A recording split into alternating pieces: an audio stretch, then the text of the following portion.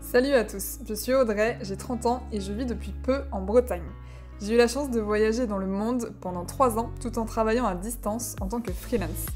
Cette liberté et quête d'aventure m'a fait découvrir une activité incroyable et qui a sans doute bouleversé ma vie, la plongée. Je suis une grande amoureuse de la rencontre et de l'échange avec les autres. Ma curiosité et une nouvelle passion pour la plongée m'a donc poussée à créer ce podcast, La tête en mer. À travers ces interviews de plongeurs professionnels ou expérimentés, je souhaite partager avec vous la magie de ce qu'il se passe et ce que l'on vit sous l'eau. J'aimerais également mettre en lumière les plongeurs, ces personnes au profil atypique, dont les expériences et histoires nous font voyager vers un monde sous-marin que l'on connaît encore trop peu, mais que nous devons pourtant rapidement protéger. Bonne écoute et n'hésitez pas à liker le podcast, de partager un max et à suivre l'aventure sur la page Instagram La Tête en Mer. Merci à vous! Salut Marine, je suis hyper contente d'enregistrer ce premier podcast avec toi, non seulement parce que tu es une amie importante pour moi, mais aussi parce que je suis admirative de ton parcours dans le milieu de la plongée.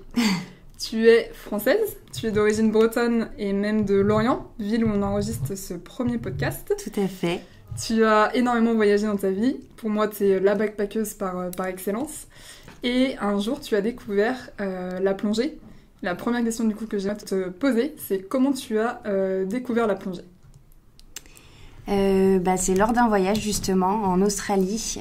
Je suis partie avec une amie et j'étais déjà attirée par la mer et j'avais décidé de faire la plongée pendant ce voyage. Donc on a eu la belle opportunité de faire une croisière de plongée sur les Whitsunday, du coup à l'est de l'Australie et au niveau de la Grande Barrière de Corail. Et donc on est parti 3 jours sur un bateau, il y avait un gros groupe de Français, en plus on a vraiment passé un voyage assez drôle. Et voilà, on a fait ce baptême à ce moment-là. On était par petits groupes et je me suis retrouvée dans un groupe avec 4 personnes qui avaient déjà plongé.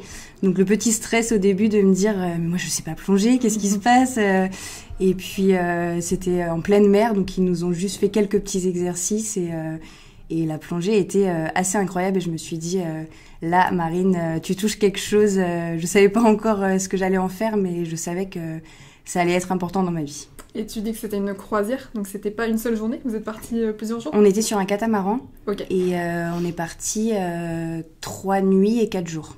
Génial, pour une première plongée, c'est sympa. C'est assez magique. Et à quel moment tu t'es dit, du coup, je veux en faire mon métier ? Il m'a fallu encore quelques années. C'est vrai que je continuais à voyager et je suis partie dans un voyage de 6 mois en Asie du Sud-Est avec cette même amie et on avait décidé de faire nos baptêmes de plongée à ce moment-là. Donc on est allé sur une île en Thaïlande et voilà. Il y avait rien qui était prévu parce que dans nos voyages on n'organisait pas grand chose et on s'est retrouvés à Koh Tao. Le club on l'a choisi un peu au hasard aussi et du coup voilà, on avait posé ces 2 semaines et en fait on venait pour faire notre niveau 1 et on est tombé sur un instructeur complètement fou et il nous a embarqués dans le niveau 2, donc on a enchaîné niveau 1 et niveau 2 en 10 jours. Génial. Et donc là tu dis niveau 1, niveau 2, donc c'est chez PADI, une certification qui est internationale. C'est ça. Ok, et ça, le niveau 2, par contre, te permet pas d'exercer. Donc, il faut passer plusieurs, après, certifications pour être professionnel. Donc, Émeric, ton copain, lui, est instructeur, PADI. Toi, tu es guide, dive master. C'est ça. Comment on fait pour devenir, en fait, professionnel de la plongée ? Alors ça dépend du coup dans quelle fédération. Comme tu disais, il y a plusieurs fédérations internationales. Moi j'ai commencé, en plus je te dis des bêtises parce que j'ai fait mon niveau 1 et mon niveau 2 chez SSI, qui est une autre fédération. Mais il y a plus ou moins des crossovers entre toutes ces fédérations. Les niveaux, il y a des équivalences on va dire. Et donc j'ai fait mon niveau 1 et mon niveau 2. Et quand je suis retournée en Thaïlande du coup avec mon copain qui était instructeur PADI déjà depuis plusieurs années, j'ai fait mon secourisme et en fait PADI a, on va dire, séquencé, a toutes séparé en plusieurs certifications. Donc le niveau 1, c'est jusqu'à 20 mètres, le niveau 2 jusqu'à 40 mètres en autonome. Et après, il y a le secourisme. Et après, tu passes ce fameux Dive Master qui est le premier levier professionnel, on va dire, où tu es monitrice de plongée. Ok, donc tu peux emmener en fait une palanquée avec toi. Tu es responsable. Tu peux guider un groupe sous l'eau. Ok, donc je me souviens de notre première et seule pour l'instant plongée ensemble à Naxos. Tu me disais que tu appréhendais le fait d'aller plonger sans ton copain. Un an après, tu t'es retrouvée donc, guide de plongée dans un club au Costa Rica, à gérer des clients sur des sites que tu connaissais pas. Qu'est-ce qui s'est passé dans ta tête et dans ta vie pour réussir à en arriver là ? Il y a eu pas mal d'étapes psychologiques, je pense, pas mal d'expériences. Je pense que de toute façon, quand tu es au contact de la mer, il y a des premières fois quasiment tous les jours. Il faut que t'as beau entendre les gens autour de toi qui te racontent leur expérience, tant que t'as pas vécu les choses, tu peux pas savoir comment tu vas réagir, comment toi personnellement tu vas ressentir les choses. J'ai eu la chance du coup d'avoir mon copain qui était dans le milieu déjà depuis très longtemps, donc on va dire que j'étais baignée dans cet univers, il m'en parlait beaucoup. Il m'avait préparé aussi aux difficultés et à l'envers du décor. Une fois que tu passais professionnel, c'est pas la vie au soleil tous les jours comme on peut te le dire. Tu ne plonges plus pour toi-même, ça c'est sûr. Il y a tout un aspect que les gens n'imaginent pas. C'est un métier, tu t'amènes des gens sous l'eau, il y a une responsabilité, il y a des risques. C'est toi un peu la chef, donc s'il se passe quelque chose sous l'eau, il faut que les clients te regardent toi. C'est à toi de prendre les décisions. Donc il y a tout cet aspect-là que tu découvres petit à petit. Et je pense que c'est avec l'expérience, c'est au fur et à mesure des plongées. T'as beau avoir 300 plongées, il peut t'arriver un accident, enfin il peut t'arriver des choses. Donc c'est vrai que cette fois-ci, c'était l'une des premières fois où je plongeais sans Aymeric, qui avait été mon binôme, qui avait été un petit peu mon mentor, qui m'avait épaulée tout au long de cette un peu reconversion professionnelle. Et puis j'ai dû me lancer en fait parce que j'ai fait mes armes dans un club de plongée où lui travaillait dans un autre, au Costa Rica. Et puis t'as pas le choix quand ton patron il te dit le matin voilà, t'as 3 clients Marine, c'est à toi de partir. Le client il peut pas s'imaginer que c'est la première fois ou que ça fait déjà 15 ans que tu plonges et il a pas à le savoir. Donc tu mets un peu la petite casquette et puis tu mets le sourire sur les lèvres, tu sors ton petit briefing et puis tu te dis que ça va bien se passer. Génial. Bravo à toi en tout cas d'avoir réussi tout ça. Et j'ai l'impression qu'il y a peu de jeunes encore qui pratiquent la plongée. Par contre, à chaque fois que j'ai plongé, les palanquées étaient composés à peu près à part égale d'hommes et de femmes. Est-ce que tu dirais qu'il y a des challenges particuliers à être une femme dans le milieu professionnel de la plongée ? Des challenges particuliers, je sais pas trop. C'est un métier qui est très physique, c'est sûr. Après, j'ai toujours évolué dans des milieux où il y avait plus d'hommes, donc ça m'a pas chamboulée. Je travaille dans la restauration aussi, donc j'ai toujours été entourée d'hommes dans des métiers physiques où t'as pas le choix, faut te rebrousser les manches et faut y aller. Après, c'est vrai que c'est physique, c'est au niveau du matériel. Faut porter les bouteilles de plongée, les équipements des clients. Donc peut-être que pour certaines personnes ça peut être un peu plus dur. Moi je l'ai jamais vu comme un élément difficile, comme une contrainte, pas du tout. Et puis j'ai toujours été dans des équipes majoritairement hommes. En Grèce, j'étais la seule femme. Au Costa Rica, j'étais la seule femme aussi, à part nos stagiaires. Donc, j'ai toujours eu l'habitude d'être avec les hommes. C'est pas quelque chose qui m'a perturbée. Et je suis quelqu'un qui est assez physique, qui fait attention enfin, c'est sûr qu'il faut faire attention à son corps. Et ça peut être fatigant au quotidien, mais moi, c'est ce que j'adore. C'est ce qui me fait vibrer. Donc non, pas de problème de ce côté-là. Trop cool, super. Alors j'aimerais maintenant que l'on aille sous l'eau, que l'on s'immerge, notre endroit préféré. Quelle a été ta plus belle rencontre sous l'eau ? Oula. Alors, moi je suis une passionnée de tout, que ce soit macro ou grand mammifère, donc je pourrais t'en citer des milliers, mais je crois que la plus belle... Alors, il y en a deux. Il y en a une, moi je suis fan des raies manta et je l'ai attendue pendant plusieurs années. Alors c'est peut-être un peu dur de dire ça, il y en a qui attendent des années et des années, mais c'est vrai que j'ai fait une croisière de plongée en Thaïlande et là sur la dernière plongée, il y a eu cette fameuse raie manta et c'est tellement majestueux que t'en as presque les larmes aux yeux. Enfin, ça avait été assez incroyable.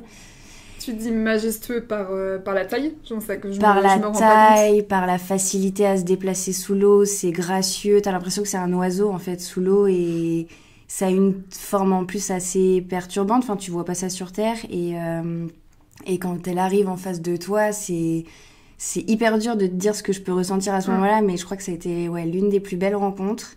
Et la deuxième, encore plus dingue, c'est vrai que j'ai eu la chance de plonger beaucoup au Costa Rica et les fonds marins sont incroyables.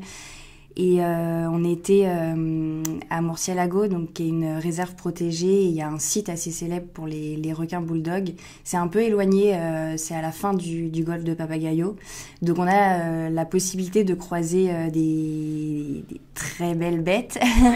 et ce fameux jour, on était à l'intervalle de surface et il y a un bateau qui nous dit il y a un requin-baleine, il y a un requin-baleine. Et nous, on remontait avec nos clients, j'étais avec mon collègue. Et nos clients avaient fini leur bouteille de plongée, donc on leur a dit retournez au bateau, posez vos bouteilles et revenez avec vos snorkels. Et nous, on avait encore de l'air, donc on s'est regardé, on s'est dit vas-y, on y va. Et en fait, on cherchait un requin-baleine.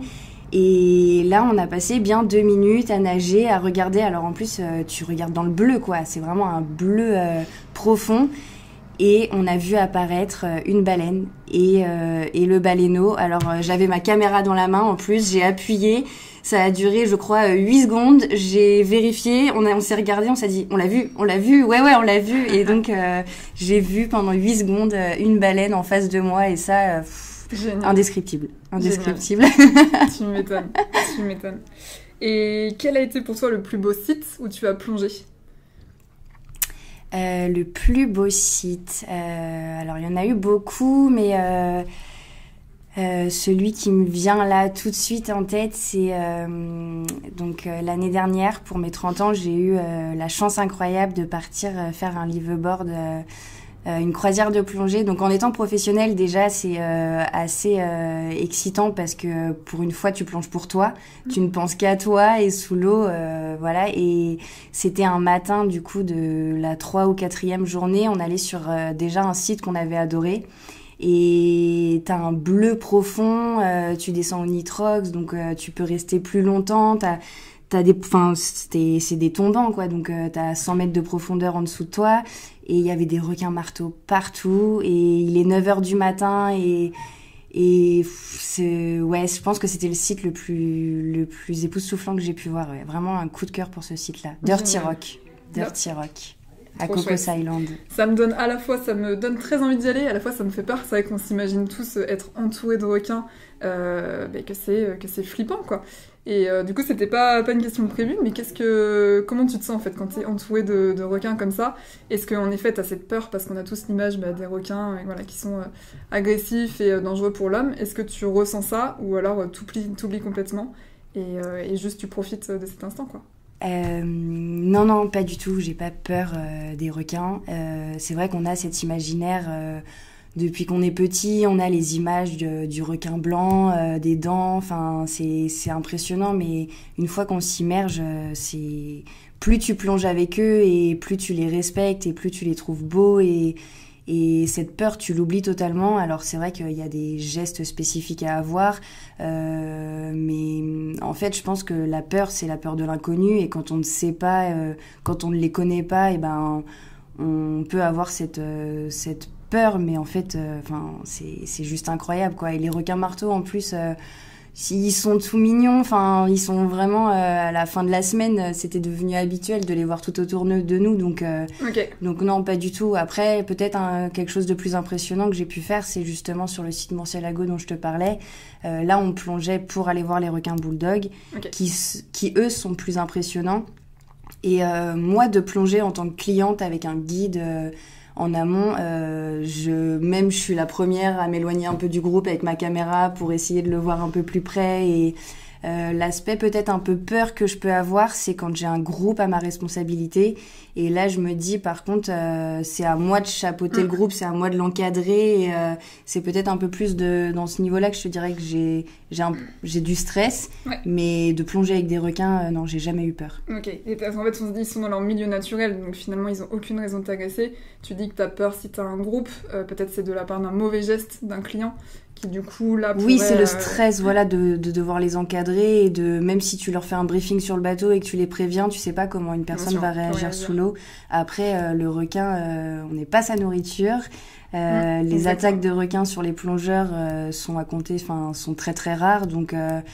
je dis pas quand t'es à la surface et que oui, quand tu remontes et que tu fais ton palier et que tu sais que t'as des requins bulldogs sous toi, y a des choses à respecter, mais non, y a pas, les attaques de requins sur les plongeurs, je serais moins rassurée peut-être en apnée ou en chasse sous-marine, mais en plongée, c'est pas une peur qu'il faut avoir, je le répète.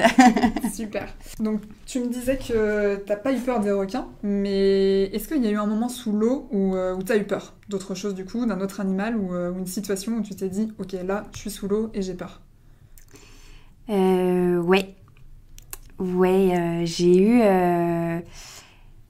Une fois, j'avais un groupe de Français avec moi pendant 10 jours. On a plongé tous les jours ensemble, un couple et un homme. Et on était sur les îles Catalinas à la fin d'une plongée. Et c'est des îles très volcaniques, je te disais, les fonds marins au Costa Rica. Et il pouvait y avoir beaucoup de ressacs et beaucoup de vagues et de courants sur certains endroits. Et donc, je me suis éloignée de l'île pour faire notre palier de sécurité. Et on était du coup à quelques mètres de profondeur. Et là, d'un coup, je pourrais pas t'expliquer ce qui y est arrivé. J'ai pas compris. En quelques secondes, on s'est retrouvés dans une mousse, une machine à laver. J'ai vu le regard paniqué de ma cliente. Vraiment, elle avait peur. Je voyais son mari, donc on s'est tout de suite accrochés par la main. On se tenait tous les trois. Il y en a un qui a été emporté parce qu'il avait sa saucisse de sécurité aussi, donc il a été emporté par le courant. Et en fait, j'étais incapable de te dire à quelle profondeur j'étais, donc j'avais juste mon ordinateur. Et c'est là que tu te dis, c'est toi la chef, t'as un groupe sous ta responsabilité. Ma cliente me regardait en mode, je te confie ma vie, qu'est-ce qu'on fait là, qu'est-ce qui va se passer? Et ça a duré, je pense, à peine 1 minute, mais j'ai eu l'impression que ça a été la plus longue minute de ma vie. On était qu'à 3 mètres de profondeur. Et du coup, tu dois garder ton sang-froid, tu dois rester calme parce que t'as des gens sous ta responsabilité. Et on est remonté petit à petit à la surface et en fait le courant nous avait ramené durant le palier de sécurité vers le rocher et on était à 2 mètres du rocher. Il y avait le bateau et mon capitaine qui me regarde en mode qu'est-ce que tu fais là et mon autre client qui était 15 mètres derrière, qui était à la surface aussi, donc tout s'est bien passé. Mais c'est vrai qu'en l'espace de quelques secondes tu te dis que tout peut t'arriver, quoi. Et c'est là que les mesures de sécurité sont quand même très importantes en plongée sous-marine, ouais. J'imagine, ouais. Et là, c'était peut-être une plongée aussi plus engagée. En fait, tu as des plongées qui sont plus faciles que d'autres, j'imagine, en fonction des courants, en fonction de peut-être la température de l'eau, ou choses comme ça. Exactement, ouais. Au Catalinas, il n'y a pas de bouée, il n'y a pas de repère pour descendre, il n'y a pas d'ancre. Et du coup, tu descends, tu sautes du Zodiac et tu descends en profondeur directement. Et du coup, il faut, pour la fin de la plongée, s'éloigner du site, s'éloigner du rocher et faire vraiment son palier de sécurité dans le bleu. Okay. Parce que du coup, les courants peuvent te ramener près des rochers et là, ça peut être dangereux, ouais. Alors, plonger, c'est un sentiment quand même particulier. Moi, je me souviens de ma première plongée, le fait d'être complètement immergée sous l'eau, de respirer sous l'eau, c'est quelque chose de quand même dingue et extraordinaire. Je crois que j'en ai encore des frictions rien que d'en parler. Je suis d'accord. Et toi, comment tu te sens quand t'es sous l'eau? Est-ce que t'es plutôt apaisée ou il y a toujours peut-être un stress, quelque chose? Comment tu te sens en fait? Comment on se sent quand on est complètement immergé sous l'eau? Je pense que je suis totalement d'accord avec toi. C'est un sentiment de bien-être.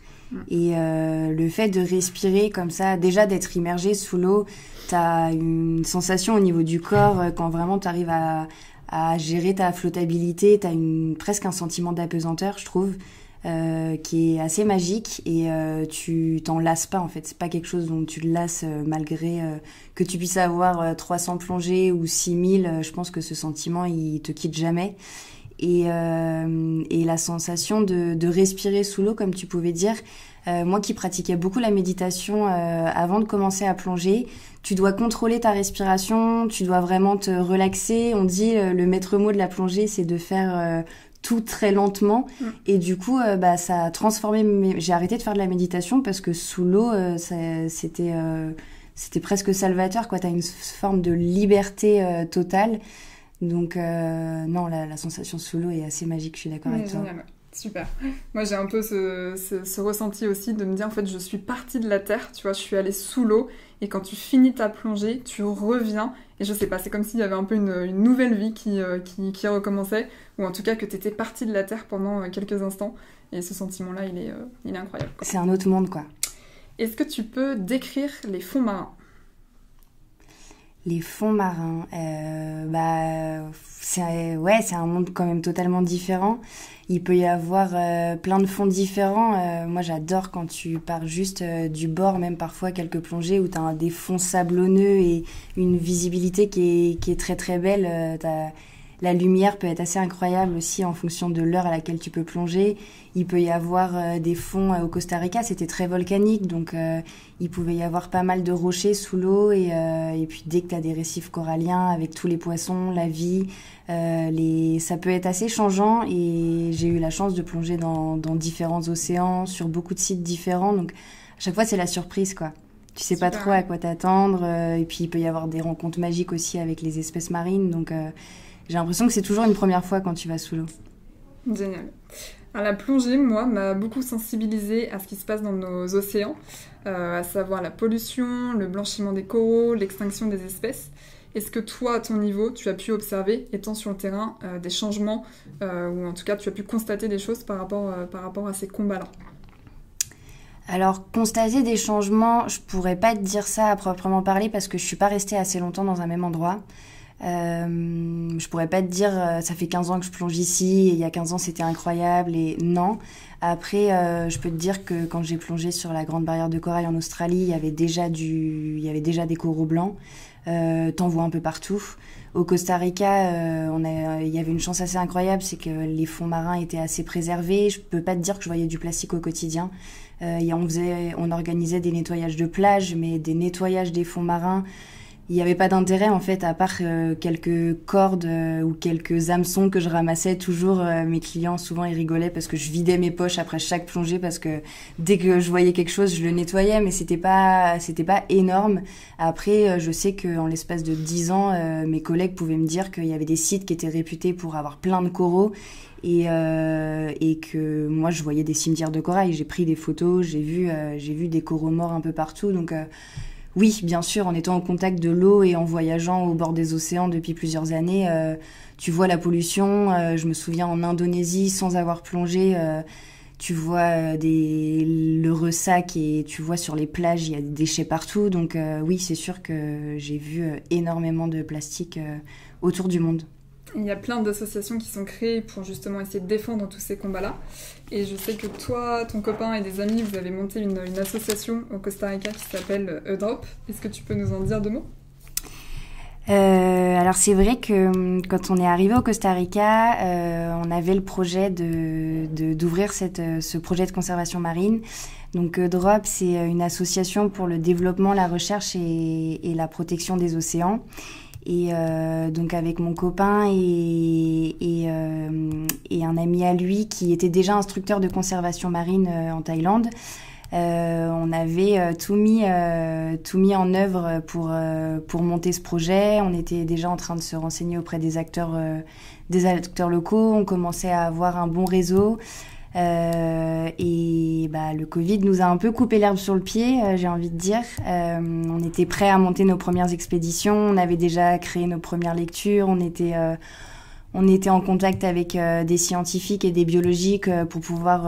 on avait commencé à mettre en place des bases de données pour faire du comptage. Moi, tous les jours, avec mes clients, je faisais du comptage des requins que je pouvais voir sur les sites. Donc, on va dire qu'on était à la phase A et que la phase B nous a été retirée par le Covid. Donc, je peux pas t'en dire énormément au niveau de ce qu'on a pu faire comme action, mais on va dire que Peut-être que c'est arrivé pour une bonne raison et qu'il fallait pas qu'on le fasse au Costa Rica.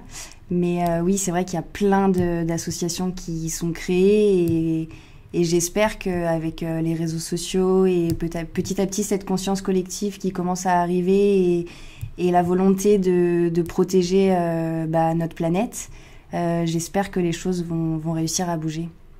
Génial, c'est le début d'une aventure quoi. Alors je sais que tu aimes beaucoup prendre des photos sous l'eau. Donc en fait la photographie sous l'eau c'est vraiment une activité à part entière, j'ai l'impression. Il y a des plongeurs qui vont spécialement pour prendre des photos. Pour moi c'est en fait ça devient des artistes ces gens-là.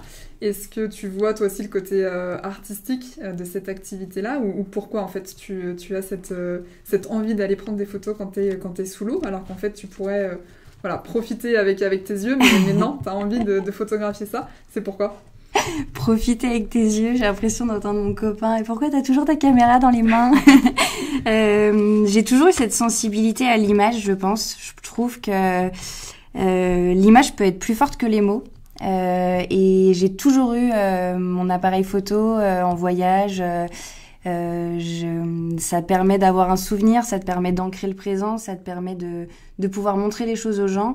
Et du coup, quand j'ai commencé à pratiquer la plongée, naturellement, j'ai amené ma caméra avec moi.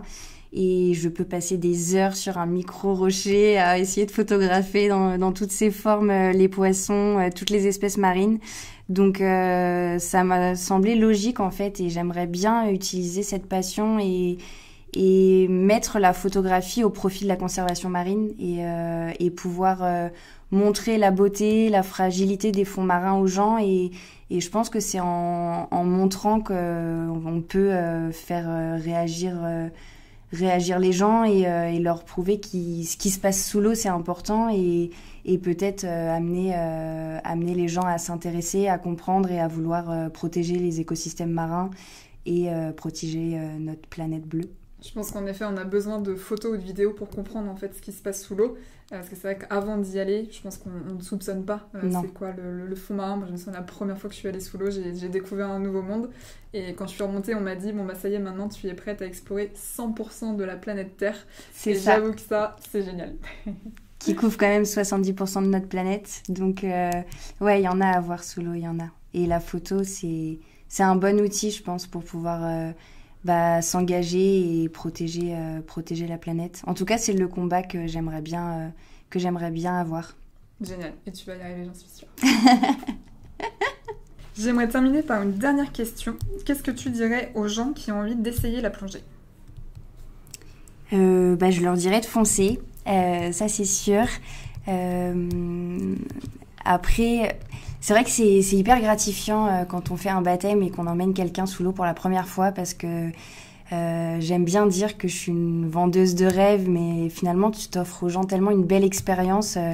Tu les amènes dans un environnement qui est tellement inconnu et la sensation de respirer sous l'eau pour la première fois, c'est déjà particulier. Et puis tu vois leurs yeux qui brillent, donc je pourrais pas te dire une seule personne que j'ai fait plonger et qui m'a dit c'était nul. Enfin, je pense que ça n'existe pas, ou alors j'aimerais bien la rencontrer et qu'elle me dise pourquoi. Et puis c'est vrai que ça a été prouvé que ça apporte un apaisement, ça peut réduire le stress. De toute façon, de se reconnecter à la nature, c'est assez magique. Ça te permet de te reconnecter avec toi-même aussi. Donc je pense que ça peut avoir des bienfaits sur beaucoup de choses. Et je le conseille vraiment à tout le monde, même pour les personnes qui peuvent avoir peur de l'eau ou juste peur de mettre la tête sous l'eau. J'ai eu une cliente en Grèce, on a passé 1 heure dans la piscine et elle avait peur de mettre la tête sous l'eau et j'ai réussi à l'amener en mer et alors on était qu'à 3 mètres de profondeur mais elle m'a dit que ça a été l'expérience la plus belle de sa vie et que c'est tellement gratifiant de réussir à le faire et elle était tellement fière d'elle que je pense que ça peut aider beaucoup de personnes à beaucoup de niveaux différents. C'est génial, c'est superbe. J'avais entendu parler d'une expérience qui avait été faite en Guadeloupe où 15 personnes victimes des attentats du Bataclan avaient été envoyés en Guadeloupe pour faire de la plongée pendant 1 semaine. Et en fait, à la fin, ils avaient interviewé les personnes qui avaient participé à cette semaine-là. Les témoignages étaient poignants. Je me souviens d'une dame qui disait que ça faisait 5 ans qu'elle ne dormait pas, qu'elle passait pas une nuit complète. Et après sa plongée, elle avait pu faire une nuit de 5 heures. Et tu sentais que c'était quelque chose de génial pour elle. Donc a priori, c'est prouvé. La plongée, en tout cas, a des bienfaits sur ton corps, mais aussi sur ton esprit. Donc en effet, je pense que c'est une super activité, non seulement pour t'éclater, voir des super choses, mais aussi pour te reconnecter en fait à toi-même et à la nature. Oui, la plongée en elle-même et le fait d'être proche, d'être dans l'eau tout simplement. J'associerais les deux parce que la plongée, on te met un détendeur en bouche et après tout va sous l'eau, mais c'est le fait de pouvoir aller sous l'eau, de t'immerger, d'être en contact avec un univers qui est totalement différent, où au début tu as l'impression d'avoir ce silence qui est assez perturbant comparé au bruit incessant de la vie sur Terre. Et au fur et à mesure que tu plonges, tu t'habitues au petit bruit de tout ce qui se passe sous l'eau. Donc c'est vrai que c'est un autre monde et c'est magique. Génial. Marine, je te remercie beaucoup pour ce podcast. C'était super. Merci à toi. Merci pour tous tes conseils. Merci d'avoir écouté cet épisode. N'hésitez pas à le liker, le partager un max et à vous abonner pour découvrir les prochains plongeurs du podcast La Tête en Mer. À bientôt!